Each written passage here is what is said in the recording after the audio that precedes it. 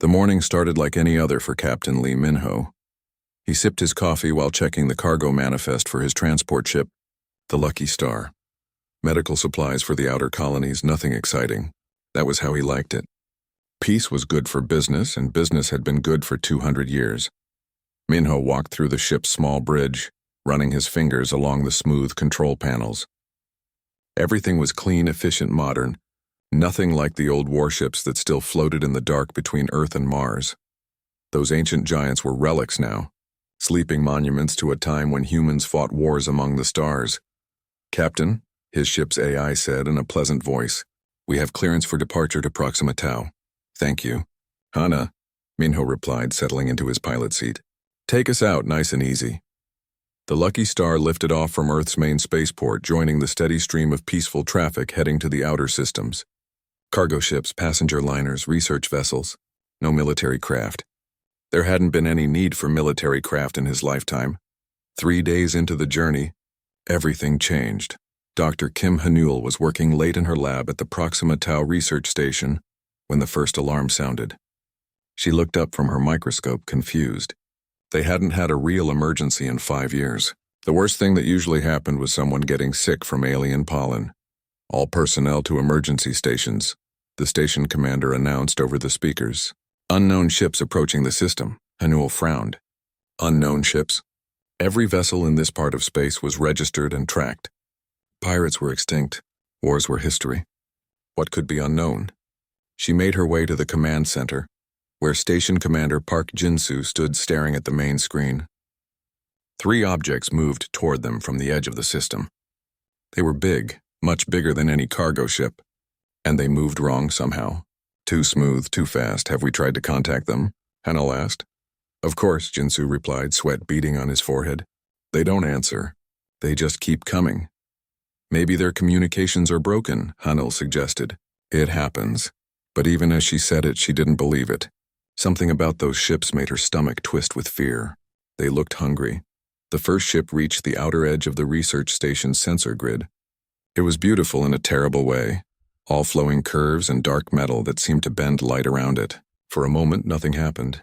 Then the station's outer sensor platform simply vanished, not destroyed, not damaged, vanished. 1 second they were there, sending data. The next second, empty space. "Get everyone to the escape pods," Jinsu ordered, his voice tight with panic. "Send a message to Earth, tell them we're under attack." "Attack?" Hanul stared at the screen. "But that's impossible. Nobody attacks anymore. Wars are over." The second alien ship moved closer. Where it passed, the small mining platforms around Proxima Tau's asteroids disappeared.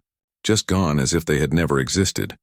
Hanul ran to the communication station and activated the emergency beacon. Her hands shook as she spoke into the microphone. "This is Dr. Kim Hanul at Proxima Tau Research Station. We are under attack by unknown alien vessels. They are destroying everything in the system. The ships are unlike anything in our databases. They appear to be consuming our installations. Request immediate assistance from Earth Defense Command." She paused, listening to the sound of metal groaning somewhere in the station. The third alien ship was very close now. "If anyone receives this message," she continued, "warn the colonies. These things are heading toward Earth. They're not here to talk. They're here to feed." The transmission cut to static as the research station died around her. Captain Minho was playing cards with his AI when the emergency signal reached his ship. Hana's holographic form flickered as she processed the message. "Captain, I'm receiving a distress call from Proxima Tau. It's strange." "Put it through," Minho said, setting down his cards. Dr. Hanul's voice filled the small bridge, tight with fear. Minho listened to her desperate words, his blood growing cold. "Attack? Aliens? Consuming installations?" It sounded like something from the history books, from the bad old days when humans fought real wars. "Change course for Proxima Tau," he ordered. "Maximum speed." "Sir, that will put us 3 days behind schedule," Hana pointed out. "Do it." The Lucky Star changed direction, her engines humming with increased power. Minho sat back in his chair trying to make sense of what he'd heard. Wars were over. Everyone knew that. Humanity had learned better. They had evolved past the need for violence. When they reached Proxima Tau, Minho understood that evolution might not be enough. The system was empty. Not just empty of people, but empty of everything human-made. The research station was gone. The mining platforms were gone. Even the small communication relays that marked safe shipping lanes had vanished. Only the star itself and its natural planets remained. Hana scanned for debris for any sign of what happened here. Scanning now, Captain. A pause. I detect no debris, no energy signatures, no trace that human installations ever existed in this system. Minho stared at the empty space where the research station should have been. That's impossible. You can't destroy something without leaving any trace. Physics doesn't work that way. Nevertheless, Captain, there is nothing here. A new contact appeared on the edge of the system. 3 ships moving in perfect formation. Beautiful, deadly, wrong. They turned toward the lucky star with predatory grace. Minho didn't hesitate. Emergency jump to Earth now. The lucky star leaped into hyperspace just as the alien ships accelerated toward them. In the few seconds before the jump completed, Minho saw something that would haunt his dreams. The lead alien ship was opening something that might have been a mouth. Admiral Park Soo-jin was enjoying a quiet dinner when her aide burst into the restaurant. The young officer looked terrified, completely forgetting protocol. "Admiral, we need you at headquarters immediately. We've lost contact with Proxima Tau, and Captain Minho is requesting emergency landing clearance. He says Earth is about to be attacked." Soo-jin set down her fork carefully. She had been head of Earth Defense Command for 8 years. In all that time, the biggest crisis she'd handled was a cargo ship collision near Luna. Earth Defense Command was mostly a ceremonial position these days, a reminder of humanity's violent past. "Attacked by whom?" she asked calmly. "Unknown aliens, ma'am." Captain Minho witnessed the complete destruction of the Proxima Tau system. Soo-jin stood up slowly. Complete destruction of an entire system? That was the kind of thing that happened in the old stories, back when humans fought the Confederation Wars, back when they needed those massive sleeping warships that still orbited Earth like ancient guardians. "Contact the Council," she ordered, "and wake up the museum staff at the Fleet Archive. I have a feeling we're going to need to remember some things we thought we'd forgotten." As she walked out of the restaurant, Admiral Park Soo-jin looked up at the night sky. Somewhere among those peaceful stars, something was coming, something that didn't care about humanity's evolution beyond war. The sleeping giants might need to wake up. Admiral Park Soo-jin stood in the center of Earth Defense Command, staring at displays that hadn't been used for active duty in 2 centuries. The room hummed with unusual activity as technicians worked to bring long-dormant systems back online. "Report," she ordered as Commander Bae Ji-won approached with a data pad. "We've confirmed Captain Minho's story, Admiral. 3 more Outer Rim colonies have gone silent. No debris, no distress calls after the initial contact. They're just gone." Soo-jin nodded grimly. "What about the Fleet Archive? Have we found anyone who knows how to operate the old warships?" Ji-won shook her head. "The ships are in perfect condition, maintained by their AI systems. But the last person who actually served on a combat vessel died 15 years ago. We have historians, engineers, even some pilots who've studied the old manuals, but no one with real combat experience." "Then we'll have to learn fast," Soo-jin said. "How many ships can we bring online?" "Theoretically, all of them.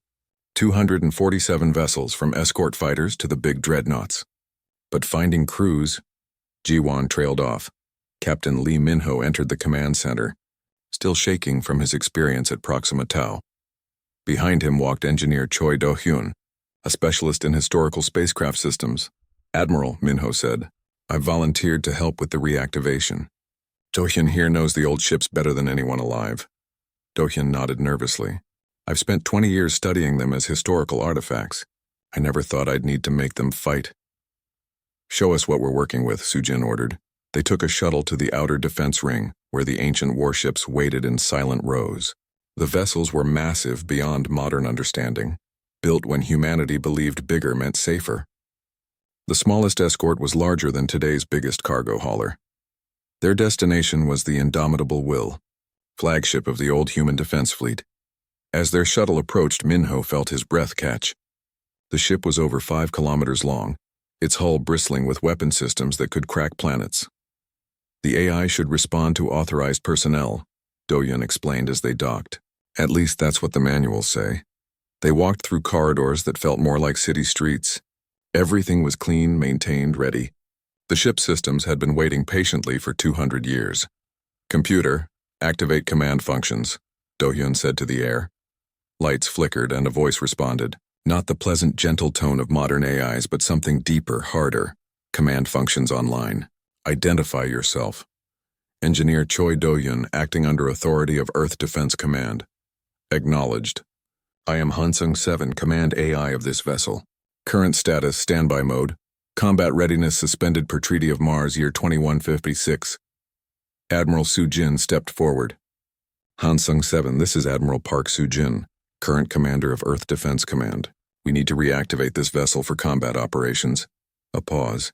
When Hansung 7 spoke again, there was something almost surprised in its voice. Combat operations, Admiral. Has the peace failed? The peace is under attack, Soo-jin replied. We need to remember how to fight. Understood. Initiating combat reactivation protocols. Warning, this vessel was designed for total warfare. Are you certain you understand what you are awakening? Minyo felt a chill run down his spine.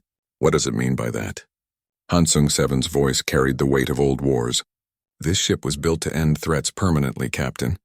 Mercy was considered a luxury humanity could not afford.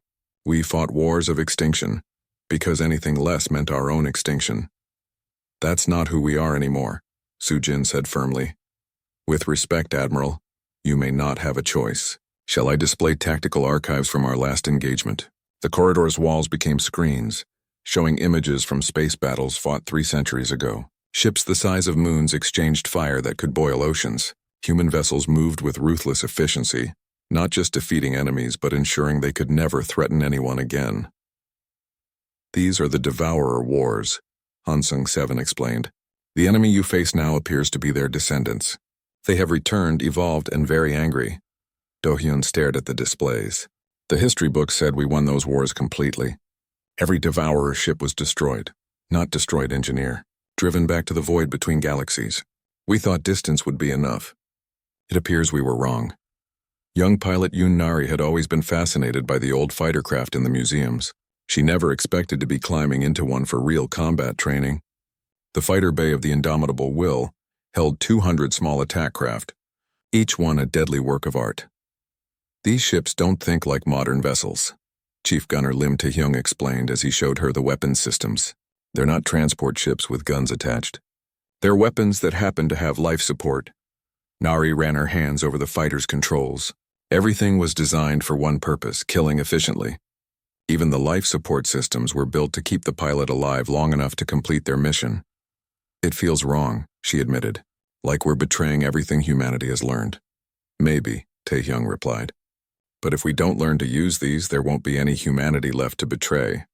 Meanwhile, Dr. Kim Hanul worked in a new laboratory aboard the Indomitable Will, studying the few recordings they had of the alien attackers. What she found made her blood run cold.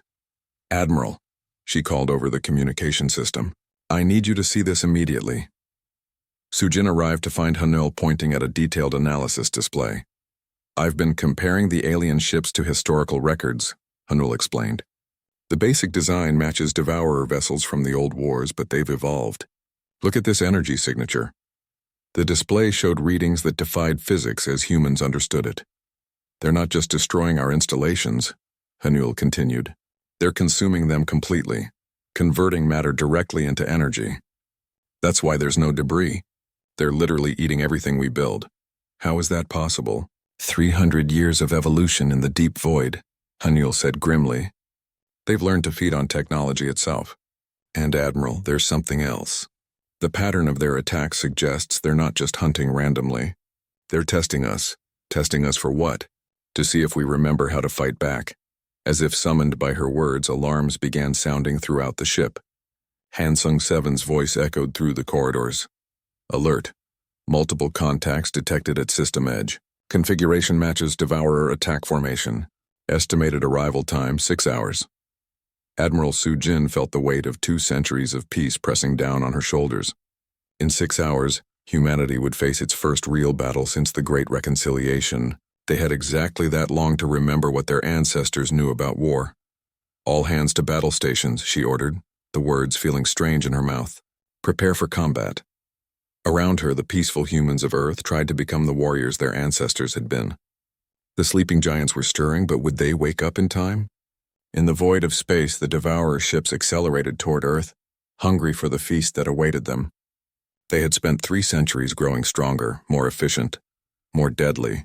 They remembered the humans as prey that had gotten lucky once. They were about to discover that luck had nothing to do with it. Captain Lee Minho sat in the command chair of the indomitable Will, feeling very small in the massive bridge designed for total war. Around him, officers who had never seen combat tried to prepare for humanity's first battle in 2 centuries. "Status report," he called out, his voice echoing in the cathedral-sized space. "Weapon systems online," reported Chief Gunner Lim Tae-hyung, "though I'm still reading the manual on how to fire them." "Navigation ready," announced pilot Yoon Nari. "The ship feels like flying a city, but I think I can handle it." "Enemy contact in 30 minutes, added Tactical Officer Shin Woo-jin.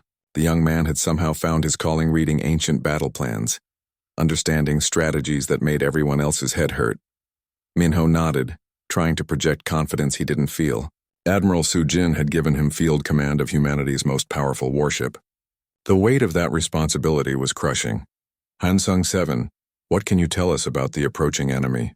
The AI's voice carried the weight of old wars. 12 vessels, Captain. Heavy attack configuration. They have changed since our last encounter 3 centuries ago. Larger, faster, hungrier. Hungrier. Their ability to consume matter has improved. In the old wars, they needed to physically tear apart their targets. Now they appear capable of converting solid matter to energy at a distance. Dr. Seo Minji, the psychologist assigned to help the crew adapt to combat, watched the nervous activity around the bridge with growing concern. These people had been raised in a culture of absolute peace. Everything in their training and conditioning screamed at them to find diplomatic solutions, to negotiate, to avoid violence at any cost. "Captain," she said quietly, approaching Minho's chair, "I need to warn you about something. When the fighting starts, your crew is going to hesitate. They're going to try to disable rather than destroy. They'll look for ways to communicate with the enemy. And that's bad because the Devourers don't negotiate, Captain. They feed. Every second of hesitation gives them more time to eat our ships. Our people. Everything we are."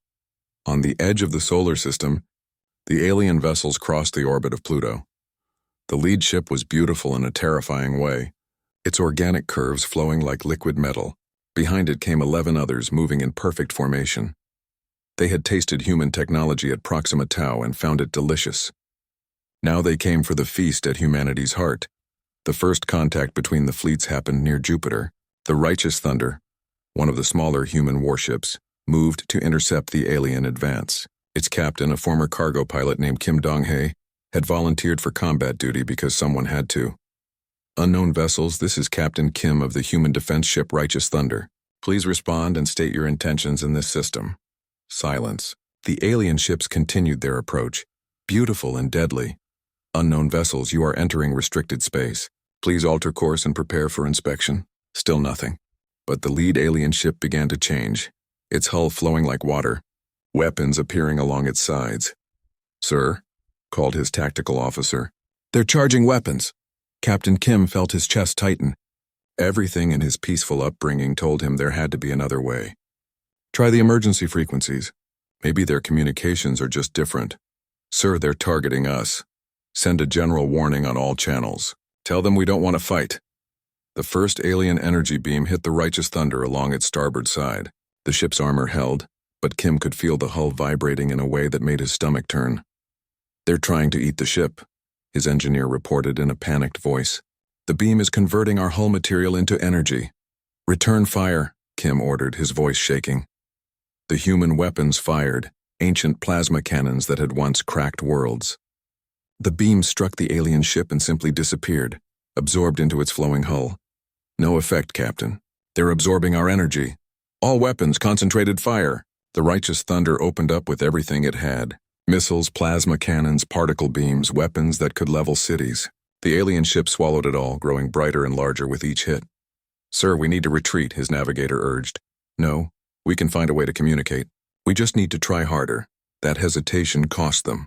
3 more alien ships joined the attack, their consumption beams tearing into the human vessel.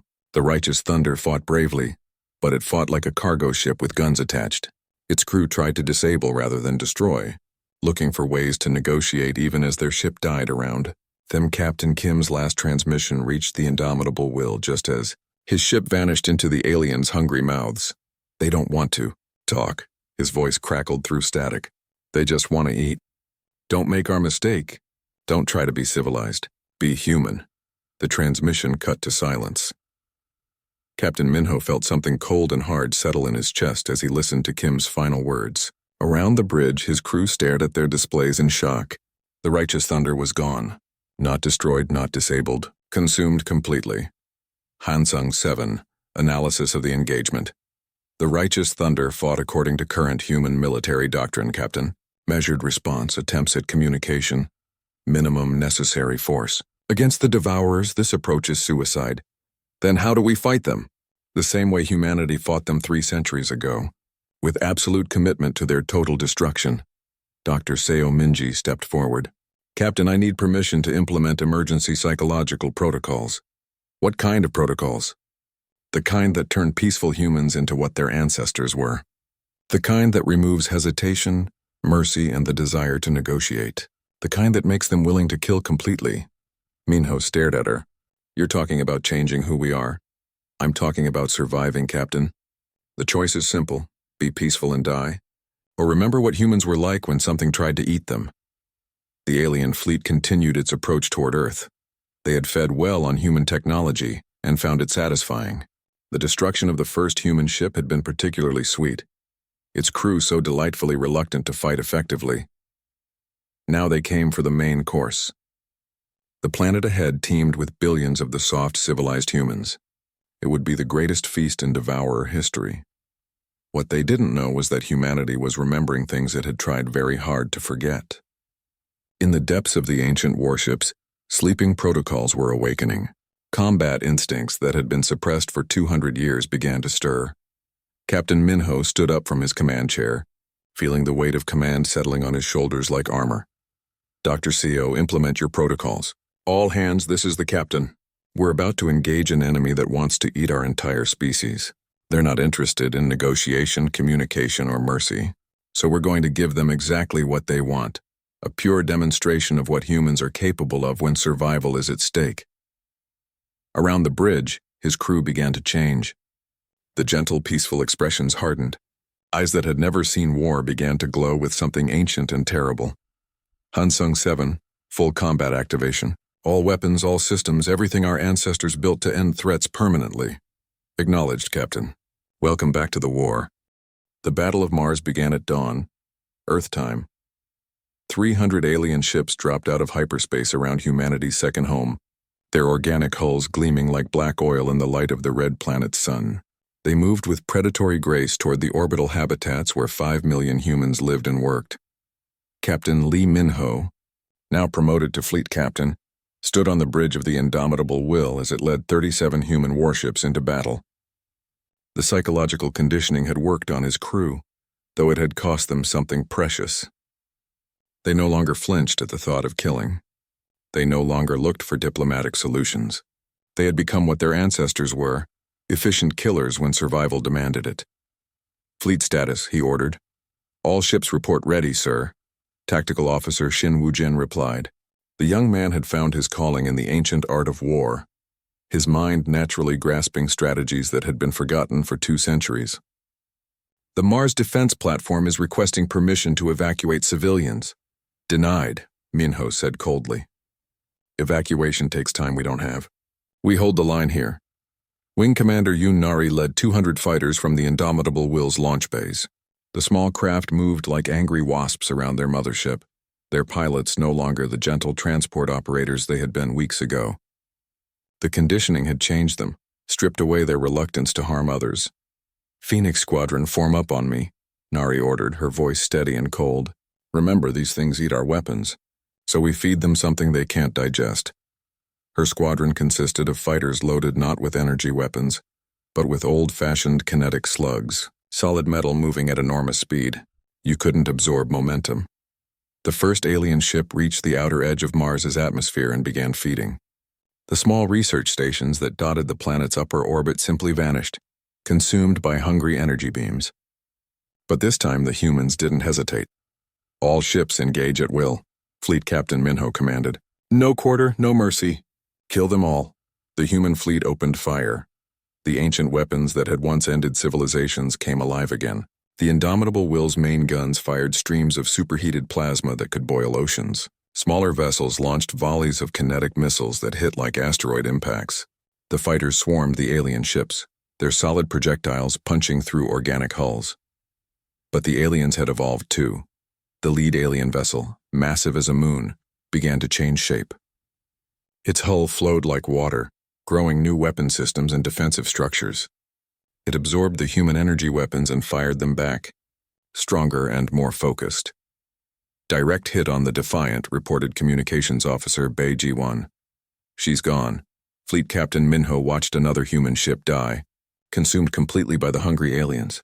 But this time he felt no regret, no desire to retreat and negotiate. He felt only cold calculation, Wu Jin analysis. The aliens can absorb our energy weapons and use them against us, sir, but their evolution has made them dependent on that ability. When we hit them with kinetic weapons, they can't adapt fast enough. Then we stop feeding them and start punching them. All ships switch to kinetic weapons only. Fighters, close to point-blank range. Wing Commander Nari dove her fighter toward the nearest alien ship, her squadron following in tight formation. The organic vessel tried to target them with absorbed plasma beams, but the human fighters moved too fast, too unpredictably. "This is for Proxima Tau," Nari whispered, and opened fire at close range. Solid slugs moving at relativistic speed punched through the alien hull like it was paper. The ship convulsed, its organic structure unable to cope with physical trauma. Black fluid leaked into space as it died. "First kill confirmed," she reported, feeling a satisfaction that would have horrified her peaceful former self. These things bleed. The battle raged around Mars for 6 hours. Human ships died, their crews consumed by hungry aliens. But the humans had remembered something the Devourers had forgotten. They were not the same species that had fled Earth's oceans billions of years ago. Humans had evolved too, into something far more dangerous than any natural predator. On the surface of Mars, civilian shelters watched the battle through reinforced windows. Dr. Kim Hanul, evacuated from her destroyed research station, stood with refugees in New Sol Colony's main dome. "They're holding them," she whispered, watching the distant flashes of weapons fire. "Our people are actually fighting back." But even as she spoke, more alien ships broke through the human lines. 3 of the massive vessels began descending toward Mars itself, their consumption beams reaching down like hungry tongues. "They're going to eat the colonies," someone screamed. Dr. Hanel closed her eyes, preparing for death. But death didn't come. Instead, the indomitable Will appeared between the aliens and Mars, its massive bulk bristling with weapons. Fleet Captain Minho's voice echoed across all communication frequencies, cold and implacable. "You want to feed on human civilization?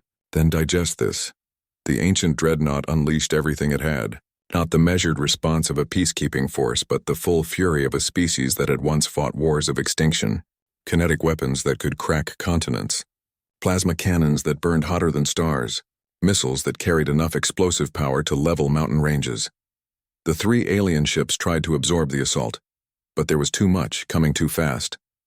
Their organic hulls burst apart under the kinetic impacts, their feeding systems overloaded on the massive energy output. They died in minutes, reduced to expanding clouds of organic debris. But the victory came at a cost. "Sir," Chief Gunner Lim Taehyung reported, his voice shaking, "that barrage used 60% of our ammunition. We can't sustain that kind of firepower." "Then we won't have to," Fleet Captain Minho replied. He had noticed something during the battle, a pattern in how the aliens moved and fought. "Wujin, are you seeing what I'm seeing?" The tactical officer studied his displays. "They're not just attacking randomly, sir. They're testing us, probing our capabilities." Because this isn't their main force, Minho realized with growing dread. This is just the advanced scouts. As if to confirm his fears, space around Mars began to ripple. More ships were coming. Many more ships. Admiral Park Soo-jin, commanding the defense from Earth, received the reports with growing alarm. The Battle of Mars had been won, but barely. And if Minho was right about this being only a scouting force, "How many ships are coming?" she asked her communications officer. "Unknown, ma'am. But sensor readings suggest it's at least 10 times the size of the Mars attack force." Admiral Sujin stared at the tactical display showing the positions of humanity's reactivated fleet. 47 ships left out of the original 60, against thousands of alien vessels. "Ma'am," her aide said quietly, "the Galactic Council is demanding we stand down. They say our rearmament violates the Treaty of Mars." Sujin almost laughed. The galaxy's other species were more afraid of armed humans than they were of the aliens eating entire star systems. "Tell the Council that when they're being digested, they can file a complaint," she replied. "Signal the fleet. All ships to fall back to Earth. We make our stand here." In the void between Mars and Earth, the alien main fleet began to emerge from hyperspace. Thousands of organic ships, each one evolved specifically to consume technological civilizations. They had spent 3 centuries in the dark void, growing hungrier and more efficient. They remembered the humans as the species that had driven them away once before. Now they would correct that mistake. They would eat everything human, every ship, every planet, every trace that the species had ever existed. What they didn't understand was that the humans remembered them too, and humans had spent those same 3 centuries becoming very good at killing things that threatened them. Fleet Captain Lee Min-ho stood on the bridge of the Indomitable Will, watching the alien armada approach Earth. His crew had changed during the battle, become harder, colder, more like their warrior ancestors. They had remembered what it meant to fight for survival. "Sir," Tactical Officer Wu Jin said quietly, "they outnumber us 100 to 1. Min-ho smiled, and it was not a peaceful expression. "Good. Then we won't have to worry about missing." Around Earth, the sleeping giants of humanity's ancient fleet began to wake fully. Not just their weapon systems, but their true purpose. They were not built to police or patrol.